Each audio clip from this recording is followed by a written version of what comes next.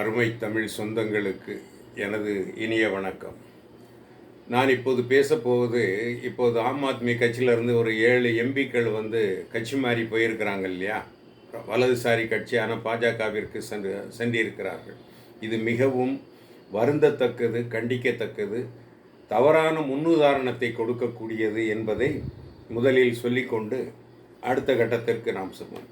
அவர் தான் ஒரு மிகப்பெரிய அயோக்கியன், அதாவது ராகவ் சத்தா தான் ஒரு மிகப்பெரிய அயோக்கியத்தனமான அரசியல்வாதி என்பதை இந்த கட்சி தாவல் மூலம் அவர் நிரூபித்திருக்கிறார்.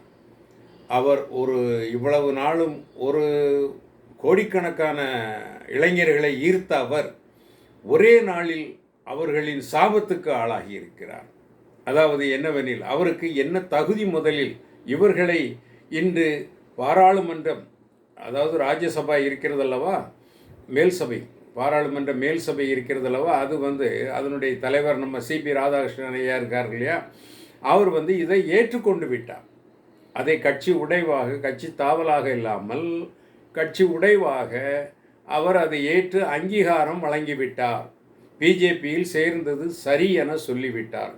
இது எந்த வகையில் சரி? ஜனநாயகத்தில் இது சரியா தவறா என்பதுதான் என் கேள்வி. இது முற்றிலும் தவறு. இது போன்ற தவறான முன்னுதாரணங்களை ஏற்படுத்துவதற்கு ஒரு துணை ஜனாதிபதி, ராஜ்யசபா தலைவர் துணை போகக்கூடாது. ஒருவேளை இப்படியெல்லாம் நான் பேசும்போது என் மீது உரிமை பிரச்சனை கூட எழுப்பப்படலாம், அதற்கும் வாய்ப்பு இருக்கிறது. ஆனால் என் மனதில் பட்ட ஜனநாயக ரீதியிலான கருத்தை நான் சொல்கிறேன், தவறல்ல என்று தான் நினைக்கிறேன். அதாவது நீங்கள் பார்த்தீங்கன்னா, அவர்கள் எப்படி தேர்ந்தெடுக்கப்பட்டார்கள்? இந்த 7 எம்பிக்களும் எம்எல்ஏக்களால் தேர்ந்தெடுக்கப்பட்டவர்கள். பஞ்சாப் எம்எல்ஏக்களால் தேர்ந்தெடுக்கப்பட்ட, மக்களால் தேர்ந்தெடுக்கப்பட்ட, எம்எல்ஏக்களால் தேர்ந்தெடுக்கப்பட்ட ராஜ்யசபா உறுப்பினர்கள். அப்போது they are not directly responsible. Of course, indirectly they are responsible to the public. மக்களுக்கு, வெகுஜனங்களுக்கு அவர்கள் பொறுப்பானவர்கள்.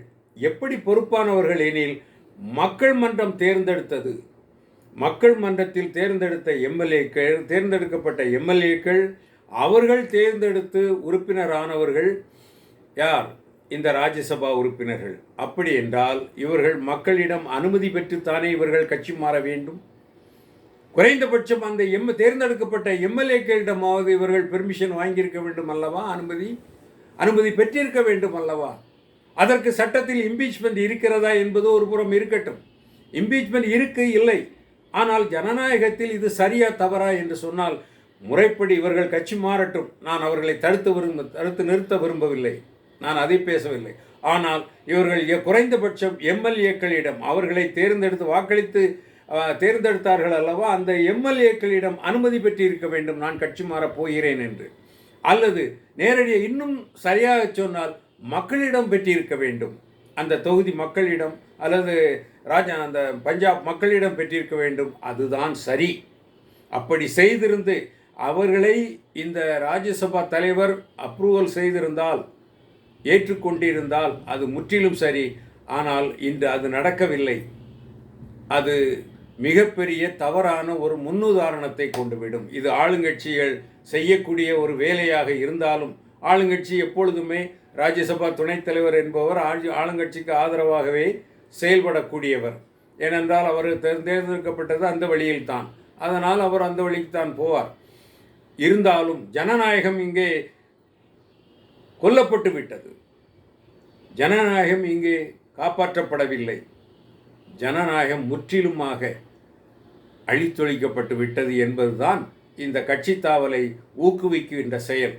எனவே இந்த கட்சி தாவலை ஊக்குவித்தது என்னை பொறுத்தவரை ஜனநாயக ரீதியில், மக்கள் பார்வையில் இது மிகப்பெரிய தப்பு. தவறு கூட இல்லை, தப்பு. அவர்கள் கட்சி தாவட்டும், அது அவர்கள் உரிமை, தனிப்பட்ட உரிமையில் நான் தலையிட விரும்பவில்லை. ஆனால் அந்த பஞ்சாப் மக்களிடம், குறைந்தபட்சம் பஞ்சாப் எம்எல்ஏக்களிடம் அனுமதி பெற்று அவர்கள் ராஜ்யசபா பாரதிய ஜனதா கட்சியில் சேர்ந்திருந்தால் அது ஏற்றுக்கொள்ளக்கூடியது. இன்று ஜனநாயகத்தை படுகொலை செய்திருக்கிறது பாரதிய ஜனதா கட்சி என்பதை உங்கள் மத்தியில் தெரிவித்துக் கொள்கிறேன். நன்றி.